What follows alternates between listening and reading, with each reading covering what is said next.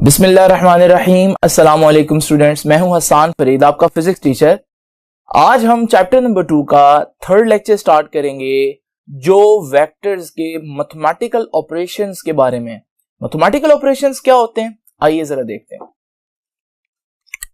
Students, जब हम बात करते हैं मैथमेटिकल ऑपरेशंस की, तो मैथमेटिकल ऑपरेशंस में हमारे पास जो ज्यादा फेमस मैथमेटिकल ऑपरेशंस है आप लोग जानते हैं, वो 4 हैं, जिनमें हमारे पास एडिशन है, सब्ट्रैक्शन है, मल्टीप्लिकेशन है और डिवीजन है। तो ये हमारे 4 मैथमेटिकल ऑपरेशंस हैं। इन चारों के बारे में किस तरह से मल्टीप्लाई करना है, ऐड करना है, सब्ट्रैक्ट करना है और डिवाइड करना है आप लोग पढ़ चुके हैं, लेकिन किसके लिए? स्केलर्स के लिए। आपको मालूम है स्केलर्स को कैसे मल्टीप्लाई, ऐड, सब्ट्रैक्ट करते हैं। स्केलर्स को जब हम ऐड करते हैं 2 × 2 4, ये हमारे पास कहलाता है अरिथमेटिक रूल, याद रखिएगा, ठीक है। 2 × 2 4, 3 × 5 8, ये जो हमारे पास स्केलर्स को ऐड करने का, सब्ट्रैक्ट करने का वे है, तरीका है, इसे हम बोलते हैं ये अरिथमेटिक वे है। लेकिन आज हमारे पास क्योंकि चैप्टर है वेक्टर्स का, तो आइए जरा देखते हैं कि इन ऑपरेशंस को वेक्टर में कैसे पढ़ा जा सकता है। वैसे मैंने 4 ऑपरेशंस आप लोगों के सामने लिखे हैं, लेकिन मैं इनमें से सिर्फ पहले 2 यानी कि वेक्टर की एडिशन और सब्ट्रैक्शन, इनको डिस्कस करूंगा। स्टूडेंट्स, जब हम बात करते हैं एडिशन की, तो अब क्योंकि आप स्केलर भी पढ़ चुके हैं और वेक्टर्स भी पढ़ चुके हैं, तो आपके पास 2 पॉसिबिलिटीज हैं कि या तो मैं जब एडिशन की बात कर रहा हूं तो मैं बात कर रहा हूं किसकी एडिशन की? स्केलर और वेक्टर की एडिशन, यानी कि how to add a vector into a scalar. या फिर मैं हो सकता है बात कर रहा हूं एक वेक्टर और दूसरे वेक्टर की एडिशन की। यही 2 बातें हो सकती हैं वेक्टर स्केलर में। तीसरी बात, स्केलर और स्केलर को ऐड करना है, वो तो मैं आपको पहले ही बता चुका हूं, अरिथमेटिक रूल 2 + 2 = 4 वाला। अब जरा देखते हैं, ये बात याद रखिएगा कि स्केलर को वेक्टर्स में ऐड नहीं किया जा सकता। This is impossible. This is very important question, and this question would be asked by your book many times in your exercise. बहुत दफा पूछा जाएगा, क्यों नहीं ऐड कर सकते? याद रखिएगा, स्केलर की डेफिनेशन यह है कि स्केलर्स वो हैं जिनके लिए 2 चीजें चाहिए, मैग्नीट्यूड और यूनिट। वेक्टर की डेफिनेशन यह है कि जिनके लिए 3 चीजें चाहिए, मैग्नीट्यूड, यूनिट और डायरेक्शन। यानी कि ये एक अलहदा फिजिकल क्वांटिटी है, ये डिफरेंट फिजिकल क्वांटिटीज हैं, और आप डिफरेंट फिजिकल क्वांटिटीज को ऐड नहीं कर सकते। So you cannot add a scalar into a vector. वो इस क्वेश्चन को इस तरह से पूछा, can we add a vector into scalar? आपकी एक्सरसाइज के अंदर आप आंसर देंगे no, you can not add a vector into scalar because these are 2 different kinds of physical quantity. ये 2 डिफरेंट टाइप की फिजिकल क्वांटिटीज नहीं ऐड कर सकते। दूसरी बात, इसी क्वेश्चन को थोड़ा सा एक और तरीके से पूछेगा और कहेगा can you add 0 to null vector? और जब हम कहेंगे 0 टू नल वेक्टर, तो 0 एक स्केलर है, डिजिट स्केलर होते हैं, और नल वेक्टर एक वेक्टर है, तो इनको भी ऐड नहीं किया जा सकता क्योंकि डिफरेंट फिजिकल क्वांटिटी। तो 2 क्वेश्चन है लेकिन सेम आंसर है, तो इनके बारे में पता चल गया है कि इनको तो भाई ऐड नहीं किया जा सकता। अब दूसरी बात रह जाती है कि क्या वेक्टर को वेक्टर में ऐड किया जा सकता है? आइए जरा देखते हैं। तो स्टूडेंट्स, आपके लिए खुशखबरी यह है कि वेक्टर को वेक्टर में ऐड किया जा सकता है, जैसे स्केलर को स्केलर में ऐड किया जा सकता है। स्केलर को स्केलर में ऐड किस तरीके से किया जाता था, याद है आप लोगों को? अरिथमेटिक रूल के जरिए ऐड किया जाता था स्केलर को स्केलर में। लेकिन जब वेक्टर को वेक्टर में ऐड करेंगे तो फिर हम कौन सा मेथड यूज करेंगे, ये अभी हम लोग देखते हैं। तो स्टूडेंट्स, याद रखिएगा, जब हमने वेक्टर को वेक्टर में ऐड करना है, इसे हम बोलेंगे कि ये वेक्टर की वेक्टर में एडिशन है या वेक्टर एडिशन है। और वेक्टर एडिशन के कुछ इंपॉर्टेंट पॉइंट्स मैं आपके सामने लिखूंगा, मैं एक्सप्लेन करूंगा व्हाइट बोर्ड के ऊपर, लेकिन मैं उनको यहां पर जमा करता जाऊंगा ताकि at the end of the lecture आपके पास वो सारे इंपॉर्टेंट पॉइंट्स जो हैं वो मौजूद हों। तो स्टूडेंट्स देखते हैं कि वो कौन से इंपॉर्टेंट पॉइंट्स है वेक्टर एडिशन में जो आप लोगों को याद रखने। पहली चीज याद रखिएगा students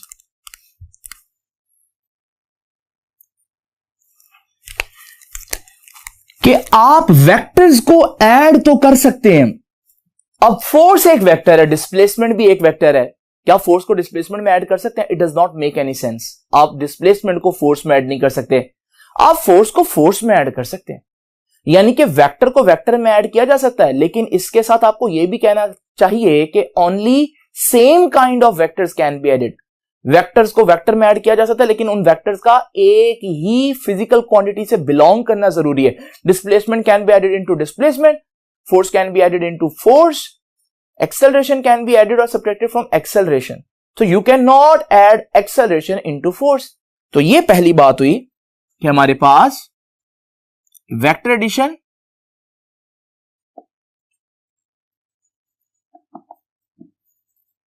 among same physical quantities, तो सिर्फ एक जैसी फिजिकल क्वांटिटीज को हम ऐड कर सकते हैं। दूसरी चीज, अब जरा देखते हैं कि हमारे पास ऐड करने का तरीका क्या है। अरिथमेटिक रूल तो हो नहीं सकता।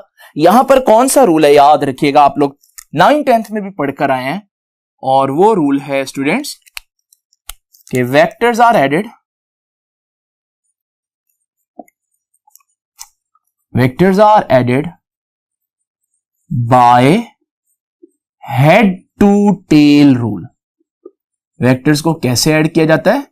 हेड टू टेल रूल के जरिए। ये हेड टू टेल रूल होता क्या है, आइए जरा डिटेल में देखते हैं। तो स्टूडेंट्स देखते हैं कि हेड टू टेल रूल क्या है और किस तरह से ये अरिथमेटिक रूल से स्केलर्स के ऐड करने के मेथड से डिफरेंट है। तो हेड टू टेल रूल को पहले मैं आप लोगों के सामने एक दफा अप्लाई करता हूं और फिर देखते हैं ये क्या है। देखिए, आपने वेक्टर्स ऐड करने कम से कम दो वेक्टर्स तो आपके पास होंगे। सपोज करो ये दो वेक्टर्स हैं, जिनमें से एक वेक्टर को मैं ए कह देता हूं और एक और वेक्टर है मेरे पास जिसको मैं बी कह देता हूं। अब आपने सबसे पहले ये डिसाइड करना है कि आपने वेक्टर ए में वेक्टर बी को ऐड करना है या बी में वेक्टर ए को ऐड करना है। सपोज करो आपने ए में बी ऐड करना है, तो जब आपने ए में बी ऐड करना है तो आप पहले ए को लेंगे और उसको रीड्रॉ करेंगे, दोबारा से ड्रॉ करेंगे। ये वेक्टर ए है, आपने बिल्कुल इसको थोड़ी आगे जाकर दोबारा से ड्रॉ कर देना। तो ये देखिए जी, ड्रॉ करते वक्त ये ख्याल रखना है कि ये जो वेक्टर आपने ड्रॉ किया ये उसी डायरेक्शन में हो और उतना ही बड़ा हो, क्योंकि तभी आप इसको ए कह सकते हैं जब इसका मैग्नीट्यूड और इसकी डायरेक्शन वही हो जो ओरिजिनल वेक्टर ए की है। और फिर आपने क्या करना है, आपने देखना है कि ये है वेक्टर ए की हेड, आपने इसके हेड पर दूसरे वेक्टर की टेल रखनी है, इसलिए हेड टू टेल बोला उन्होंने। लेकिन यहां पर आपने ख्याल रखना है कि इसको उठाते वक्त आप लोगों ने बिल्कुल डायरेक्शन को चेंज नहीं करना। तो ये हमारे पास वेक्टर बी आ गया। वही वेक्टर्स हैं ए और बी, लेकिन यहां पर अब वो वेक्टर्स किस तरह से जुड़ गए हैं, हेड टू टेल, एक के हेड पर दूसरे की टेल। तो इसे ही बोलते हैं हेड टू टेल मेथड। तो आप क्या बोलेंगे इसमें कि join the tail of second vector की टेल कहां पर जोड़े, head of to the head of first vector. तो वो तो आपने जोड़ दिया, लेकिन आंसर कहां है? आंसर याद रखिएगा, आप लोग देखें कि भाई पहले वेक्टर की टेल कहां है, ये है पहले वेक्टर की टेल। आखिरी वेक्टर का हेड कहां है, ये है। आप पहले की टेल से आखिरी के हेड तक एक वेक्टर ड्रॉ करें, ये जो वेक्टर होगा ये आपका आंसर होगा, यानी कि ये है दोनों वेक्टर्स का सम। तो ये है दूसरे अल्फाज में a प्लस बी। इसको स्टूडेंट्स हम कहते हैं कि ये है रिजल्टेंट, नाम बता रहा है रिजल्टेंट मतलब इन सब का कंबाइंड रिजल्ट। अब जरा देखिए स्टूडेंट्स, यहां पर join the tail of the second vector on the head of the first vector, तो हमारे पास रिजल्टेंट कहां से होगा, resultant can be drawn from tail of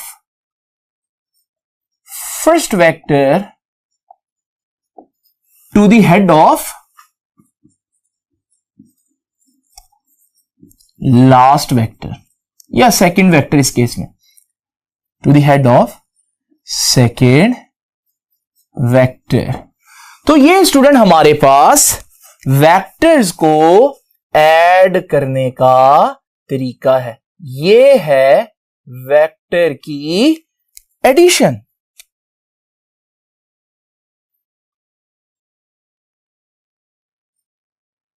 तो वेक्टर्स को अगर आपने एडिशन के प्रोसेस से गुजारना है तो आपने इस तरह से ऐड करना है. अब इंपॉर्टेंट बातें जो हमने नोट की हैं वो मैं अब आपको सामने यहां से निकालता हूं. पहली चीज आपने देखा, कहीं हमने कैलकुलेशन नहीं की.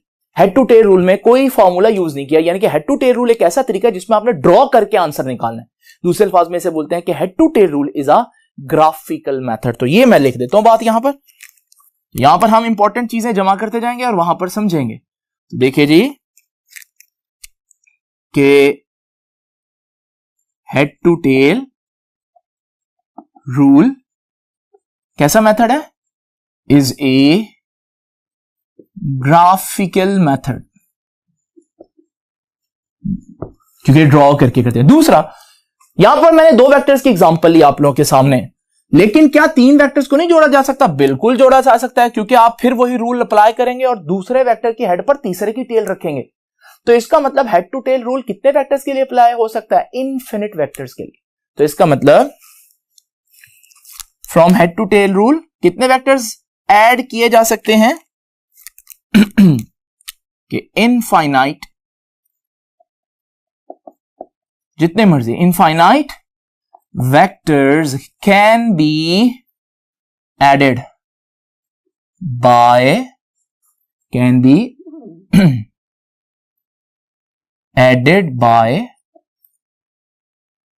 Head to tail rule. एक और बात भी हमने यहां से बड़ी जबरदस्त निकाली और वो भी देखते हैं. स्टूडेंट्स, वेक्टर ए था एक वेक्टर, बी था एक वेक्टर, और रिजल्टेंट क्या आया? रिजल्टेंट भी एक वेक्टर है जिसको मैंने रेड में ड्रॉ किया. इसका मतलब यहां से हमें एक और बात पता चली कि वेक्टर को वेक्टर में ऐड करे तो आंसर भी वेक्टर आता है, बिल्कुल उसी तरह जैसे स्केलर्स को स्केलर्स में ऐड करे तो आंसर स्केलर आता है. तो ये बात भी मैं यहां लिख देता हूं कि हमारे पास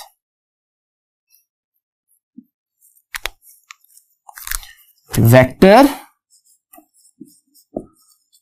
plus vector is also a vector, और वो जो नया वेक्टर आएगा वो भी उसी काइंड का होगा. If this is force vector, then the resultant is also a force vector. अब जरा देखिए स्टूडेंट, रिजल्टेंट बता क्या रहा है? रिजल्टेंट ये बता रहा है कि अगर ये ऑब्जेक्ट है, इस पर एक फोर्स इधर को लग रही है, एक फोर्स इधर को लग रही है, ऑब्जेक्ट कहां जाएगा? क्या इधर जाएगा? क्या इधर जाएगा? नहीं, ऑब्जेक्ट जाएगा इधर को, क्योंकि ये रेड बता रहा है कि अगर दो फोर्सेस इकट्ठी लगे तो उनका कंबाइन इफेक्ट इस डायरेक्शन में है. तो इसका मतलब यहां से हम रिजल्टेंट वेक्टर को भी डिफाइन कर सकते हैं. और रिजल्टेंट वेक्टर क्या है?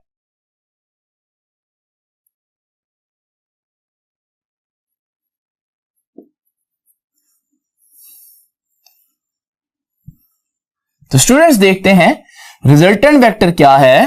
Resultant vector is a single vector. ये एक वो अकेला वेक्टर होता है. Resultant vector is a single vector which gives the combine effect. किनका combine effect? Combine effect of all the given vectors.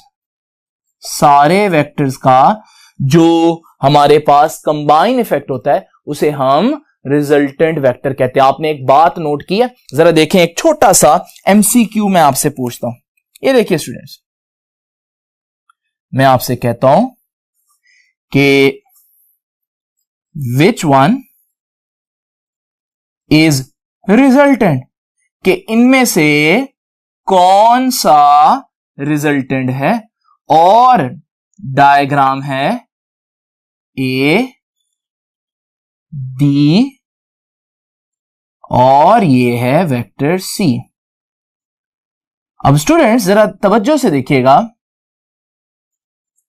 यहां रिजल्टेंट निकालना बड़ा आसान है क्योंकि मैंने उसको डिफरेंट कलर में शो कर दिया है, लेकिन यहां पर तीनों वेक्टर्स एक जैसे लग रहे हैं। रिजल्टेंट कहां से निकालें?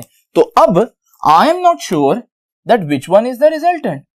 तो ऑप्शंस मेरे पास डेफिनेटली तीन ही हो सकते हैं कि या तो वेक्टर ए रिजल्टेंट है, या वेक्टर बी रिजल्टेंट है, या वेक्टर सी रिजल्टेंट है।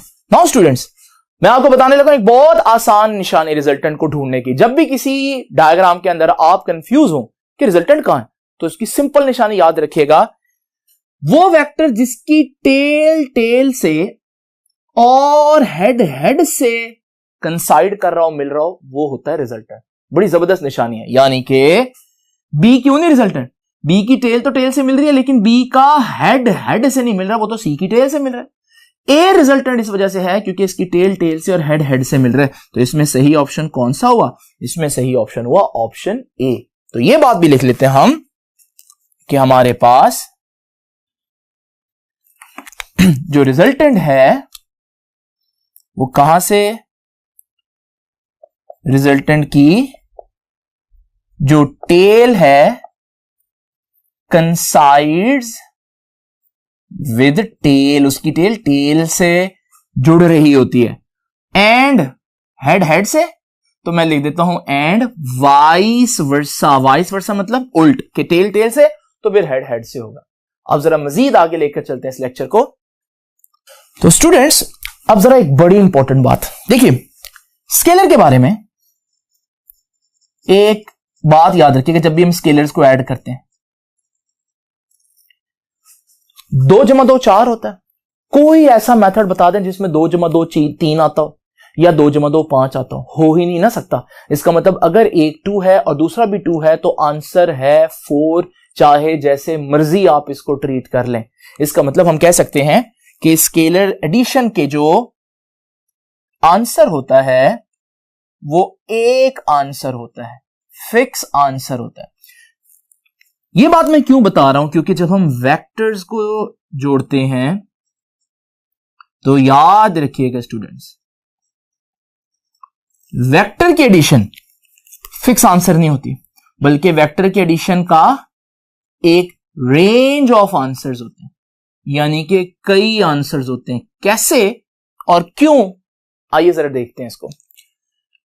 स्टूडेंट्स, मैंने आप लोगों के सामने ये कुछ वेक्टर ऐड किए हैं। ये ब्लू में जो वेक्टर है ये ए है, और ब्लैक में जो वेक्टर है वो बी है। स्टूडेंट, आप देख सकते हैं कि हर जगह पर जो वेक्टर ए हर डायग्राम में एक जैसी लेंथ का है, और सिर्फ फर्क क्या पड़ रहा है कि वेक्टर बी पहले वेक्टर ए के पैरेलल था, फिर वो थोड़े से एंगल पर आ गया, और फिर हमारे पास एंगल जो है वो आहिस्ता आहिस्ता क्या हो रहा है, ज्यादा हो रहा है। कि यहां पर हमारे पास थीटा जो है वो 0 डिग्री था, पैरेलल है। यहां पर हमारे पास एंगल जो है, यहां से एंगल मैं वैसे नहीं बना सकता, एंगल मुझे यहां से देखना है। ये एंगल अब थोड़ा सा 0 के मुकाबले में तो ज्यादा है, ये एंगल 90 हो गया, और ये एंगल जो है वो 90 से भी ज्यादा हो गया, और ये एंगल जो है ये तो 180 हो गया। नाउ स्टूडेंट्स, हम यही देखना चाह रहे हैं कि इस सूरत में हम इनको कैसे सॉल्व करेंगे। जरा देखते हैं। मैंने आपको अभी हेड टू टेल रूल बताया, मैं इनके रिजल्टेंट ड्रॉ करता हूं। रिजल्टेंट कहां से कहां ड्रॉ होता है? पहले की टेल से आखिरी के हेड तक। ये रेड में मेरा रिजल्टेंट हुआ a प्लस बी। उसके बाद यहां पर रिजल्टेंट कहां से होगा? पहले की टेल से आखिरी के हेड तक। ये रिजल्टेंट हुआ a प्लस बी। उसके बाद पहले की टेल से आखिरी के हेड तक ये रिजल्टेंट हुआ a प्लस बी, और फिर हमारे पास पहले की टेल से आखिरी के हेड तक ये रिजल्टेंट हुआ a प्लस बी, और फिर लास्ट में पहले की टेल से आखिरी के हेड तक रिजल्टेंट हुआ ये a plus B. Now student, just imagine करें, आप देख रहे हैं वही दो वेक्टर्स है, लेकिन एंगल चेंज होने से उनका रिजल्टेंट मुसलसल चेंज हो रहा है। यहां रिजल्टेंट इतना ज्यादा था, रिजल्टेंट थोड़ा सा कम हुआ, कम होते होते रिजल्टेंट अपने मिनिमम पर पहुंच गया। इसका मतलब हम कह सकते हैं कि जब एंगल 0 डिग्री होता है तो रिजल्टेंट मैक्सिमम होता है। और कितना होगा, जरा सपोज करो, अगर यहां से यहां तक A है 4 और B है 2, तो रिजल्टेंट तो यहां से यहां तक है, तो फिर यहां से यहां तक टोटल कितना बनेगा, 4 + 2 6। यानी कि मैक्सिमम रिजल्टेंट कैसे निकालते हैं? पहली बात है, कब होता है मैक्सिमम रिजल्टेंट? जब वेक्टर्स क्या हो, पैरेलल हो। और जब मैक्सिमम रिजल्टेंट होता है तो उनको कैसे निकालते हैं? दोनों वेक्टर्स के मैग्नीट्यूड को सीधा सीधा ऐड कर दो। दूसरी इंपॉर्टेंट बात, अब यहां पर रिजल्टेंट थोड़ा सा कम हो गया और यहां पर रिजल्टेंट मिनिमम हो गया। यानी कि अगर आपसे कोई पूछे भाई रिजल्टेंट दो वेक्टर्स का मिनिमम कब होता है, तो पहले आप बताएंगे कि जब वो वेक्टर्स क्या हो, एंटी पैरेलल हो। यही वजह है कि अगर इस मार्कर पर दो ऑपोजिट की फोर्सेस लगाऊं, एक इधर को होगी एक इधर को होगी, 180 डिग्री बनेगा। और यहां पर इस पर ये फोर्सेस मैक्सिमम कैंसिल होती हैं क्योंकि एंटी पैरेलल है। लेकिन मिनिमम रिजल्टेंट होगा कितना, जरा देखें। अगर ये था 6, A 6 था और ये ब्लैक वेक्टर जो है वो 4 है, अब ये इसमें से सब्ट्रैक्ट हो गया किस्म का, तो बाकी ये कितना रह गया, ये 6 है ये 4 है, तो रिजल्टेंट कितना होगा, डेफिनेटली 2 होगा। क्या किया आपने, माइनस कर दिया ना मैग्नीट्यूड्स। इसका मतलब अगर हमारे पास मैक्सिमम रिजल्टेंट की बात, मिनिमम रिजल्टेंट की बात करें तो कैसे निकालेंगे, दोनों वेक्टर्स के मैग्नीट्यूड्स को सब्ट्रैक्ट करके। तो इसका मतलब क्या रिजल्टेंट फिक्स होता है? हरगिज नहीं। रिजल्टेंट कब मैक्सिमम होता है, जब वेक्टर्स पैरेलल हो, और रिजल्टेंट कब मिनिमम होता है, जब वेक्टर्स एंटी पैरेलल हो। जल्दी से इस इंफॉर्मेशन को भी हम लिख लेते हैं। तो स्टूडेंट्स अब देखते हैं इस पॉइंट को कैसे लिखना है हम लोगों ने। तो हमने देखा कि पैरेलल वेक्टर्स हो तो उनका रिजल्टेंट मैक्सिमम होता है, और होता कितना है, जितना उनके मैग्नीट्यूड का सम है।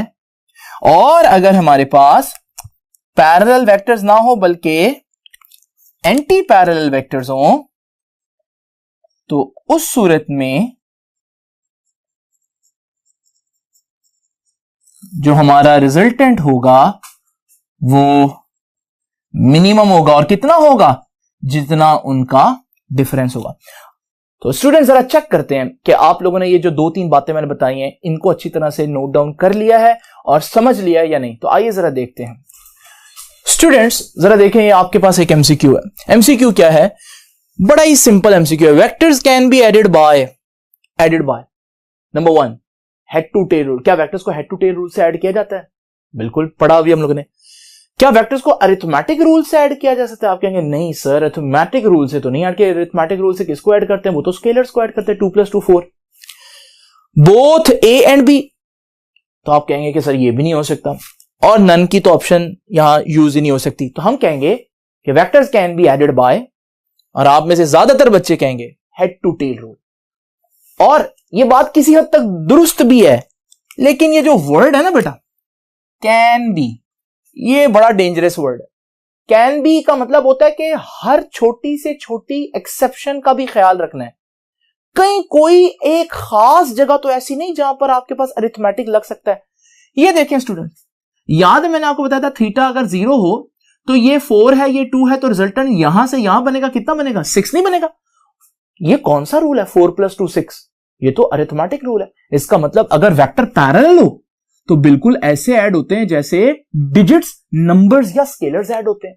और यहां पर देख लें, ये 6 था ये 4 था, तो रिजल्टेंट कितना आया, 2। कैसे निकाला, 6 - 4, बिल्कुल वैसे ही सब्ट्रैक्ट किया जैसे हम अरिथमेटिक रूल्स में सब्ट्रैक्शन करते हैं। इसका मतलब अगर वो कैन बी कह रहा है तो फिर इसमें हमारे पास दोनों बातें दुरुस्त हो सकती हैं, क्योंकि कुछ खास जगह ऐसी हैं जहां वेक्टर्स बिल्कुल उस तरह से ऐड हो जाते हैं जिस तरह से स्केलर्स ऐड होते हैं। अब जरा देखिए, अगर ये इस तरह से लिखा होता, वेक्टर्स कैन बी ना लिखा होता, बल्कि ये लिखा होता कि वेक्टर्स कैन बी की जगह वेक्टर्स आर एडेड। अब आर कह रहा है, आर का मतलब है वो यूजुअल पूछ रहा है कि आमतौर पर वेक्टर्स कैसे ऐड होते हैं। तो आमतौर पर तो आपको पता है हेड टू टेल रूल, फिर हेड टू टेल रूल सही ऑप्शन होता है। दूसरा क्वेश्चन देखिए students, resultant of the following vectors can B, ये दो वेक्टर्स है उनका रिजल्टेंट निकाले। अब इनका रिजल्टेंट निकाला, अगर ये स्केलर होते मैं कहते हैं इनका एडिशन करो, आप कहते हैं अच्छा एक 70 एक 20 है सर, 70 प्लस 20 90 न्यूटन, इतना आसान क्वेश्चन। लेकिन ये वेक्टर्स है ना, और हम लोगों ने पढ़ा कि वेक्टर्स में हमारे पास वेक्टर जो है वो उनका जो रिजल्टेंट जो है वो डिपेंड करता है उनकी डायरेक्शन पर। और मजे की बात यह है कि डायरेक्शन तो याद ही नहीं हुई, तो मैं अगर कहूंगा भाई 70 और 20 का आंसर कितना आएगा, आप कहेंगे सर मुझे क्या मालूम, मुझे तो आप ये ड्रॉ करके देंगे फिर ही पता चलेगा कि उनका रिजल्टेंट कितना आएगा। लेकिन अगर आप क्लेवर हैं तो आप लोग याद रखिएगा, समटाइम आपको hit and trial method use करना पड़ता है। Sometimes ECAT MCAT में भी आपको सही ऑप्शंस नहीं ढूंढना, अजीब बात कह रहा हूं लेकिन सही बात कह रहा हूं, सही आंसर नहीं ढूंढना, आपको सही आंसर कभी नहीं मिल सकता, लेकिन आपको गलत आंसर्स मिल सकते हैं। ये क्या मतलब है जरा देखें। मुझे मालूम है अगर एक 70 एक 20 है, मैक्सिमम आंसर इनका कब आएगा, जब ये पैरेलल होंगे, और कितना आएगा, जितना इनका सम होगा, क्योंकि मैंने ऐड करना है पैरेलल में। 70 प्लस 20 कितना सम हुआ, 90। इसका मतलब इनका मैक्सिमम आंसर आया भी तो 90 न्यूटन आएगा, और 100 न्यूटन तो 90 से भी ज्यादा है, तो मैक्सिमम आंसर से भी ज्यादा है। तो इसका मतलब मुझे नहीं पता सही आंसर कौन सा, लेकिन मुझे ये पता है ए ऑप्शन तो हो ही नहीं सकता, क्योंकि वो मैक्सिमम से भी ज्यादा है। अगर ये दोनों वेक्टर्स ऑपोजिट हो, एक 70 एक 20 है, तो जब ऑपोजिट जोड़े तो माइनस करते हैं, तो हमारे पास 70 में से 20 माइनस करूंगा तो 50 न्यूटन। इसका मतलब आंसर जितना मर्जी कम हो जाए 50 से कम नहीं हो सकता। तो मुझे पता चल गया, इसका मतलब ये जो 40 लिखा है ये भी मुमकिन नहीं है। इसका मतलब मेरा आंसर जो है वो मैक्सिमम 90 हो सकता है और मिनिमम 50 न्यूटन हो सकता है। यानी कि मेरा आंसर 50 और 90 के दरमियान में ही होगा, ना 90 से ज्यादा ना 50 से कम। और 50 और 90 के दरमियान में क्या 80 आता है? अब आपका रेंज के अंदर 80 आ रहा है, आप कहेंगे इसका मतलब यही ऑप्शन हमारा सही होगा। तो देखिए कितना ट्रिकी हो सकता है वेक्टर्स को सॉल्व करना, और एक एक वर्ड कितना इंपॉर्टेंट और कितना मायने खेज है। स्टूडेंट्स एक बात मैंने आपको नहीं बताई, और वो कौन सी बात है, मैंने यहां पर ए को बी में ऐड किया, यानी ए वेक्टर पहले लिया और बी वेक्टर बाद में लिया। लेकिन अगर मैं ए में बी ऐड करने के बजाय बी में ए ऐड कर दूं तो फिर क्या बनेगा, उसके लिए मुझे पहले लेना पड़ेगा बी। तो ये बी है, मैं बी को पहले लूंगा। तो ये देखिए स्टूडेंट्स, मेरे पास ये हो गया वेक्टर बी, और हेड टू टेल रूल से मैं वेक्टर बी के हेड पर ए की टेल रखूंगा। तो अगर मैं वेक्टर बी के हेड पर ए की टेल रखूं, ये ए वेक्टर है, इसको उठाकर सीधा यहां रख देता हूं। जब मैं ऐसा करूंगा तो आपको मालूम है ये वेक्टर ए आ गया। स्टूडेंट रिजल्टेंट कहां से कहां होता है, रिजल्टेंट तो पहले की टेल से आखिरी के हेड तक होता है। स्टूडेंट पहले की टेल ये है, आखिरी का हेड ये है, तो रिजल्टेंट अभी भी यही ड्रॉ होगा। इसका मतलब same vector A plus B को रिप्रेजेंट कर रहा है और same vector B plus A को भी रिप्रेजेंट कर रहा है। इसका मतलब क्या हुआ कि जब आप वेक्टर्स को जोड़ने जा रहे हैं तो इससे फर्क नहीं पड़ता आप ए को बी में ऐड करते हैं या बी को ए में ऐड करते हैं, आपका ऑर्डर ऑफ एडिशन नहीं इंपॉर्टेंट। इसे मैथमेटिक्स की टर्म में कहते हैं कि आपकी वेक्टर एडिशन क्या है, कॉम्यूटेटिव है। तो स्टूडेंट्स ये लास्ट पॉइंट है आज का, और ये क्या कहता है कि vector addition is commutative. Commutative का मतलब क्या हुआ, कॉम्यूटेटिव का मतलब हुआ order of addition is not important. Order of addition का मतलब क्या है, एडिशन की तरतीब इंपॉर्टेंट नहीं है। यानी कि आप ए में बी को ऐड करें या बी में ए को ऐड करें, आपका आंसर सेम आएगा। स्टूडेंट्स एक बात मैं आपको कहे बगैर बता दूं, और वो ये बात मैं आपको किए बगैर बता रहा हूं कि वेक्टर एडिशन जो है इज ऑल्सो एसोसिएटिव। मैं इसकी रीजन नहीं दूंगा, आप खुद 3 वेक्टर्स लें और 3 वेक्टर्स को जोड़कर देखें कि अगर आप ए और बी को पहले ऐड कर दो और फिर तीसरा वेक्टर सी ऐड कर दो, या पहले बी और सी को ऐड कर दो और फिर ए ऐड कर दो, तो क्या आपका आंसर सेम आता है? मैं कह रहा हूं कि सेम आना चाहिए। इसे बोलते हैं, ये एसोसिएटिव प्रॉपर्टी है वेक्टर एडिशन की। ये स्टूडेंट्स मेरे ख्याल में बहुत इनरिच लेक्चर है जिसमें मैंने सारी चीजें जो बच्चों को वेक्टर एडिशन से रिलेटेड उनके जहन में कंफ्यूजन होती हैं, वो सारी आप लोगों के सामने लिख दी हैं। आई होप कि आप इसको अच्छी तरह से अंडरस्टैंड भी कर गए होंगे, इसको रिपीट भी करेंगे। तो ये था आज का लेक्चर। आपसे मुलाकात होगी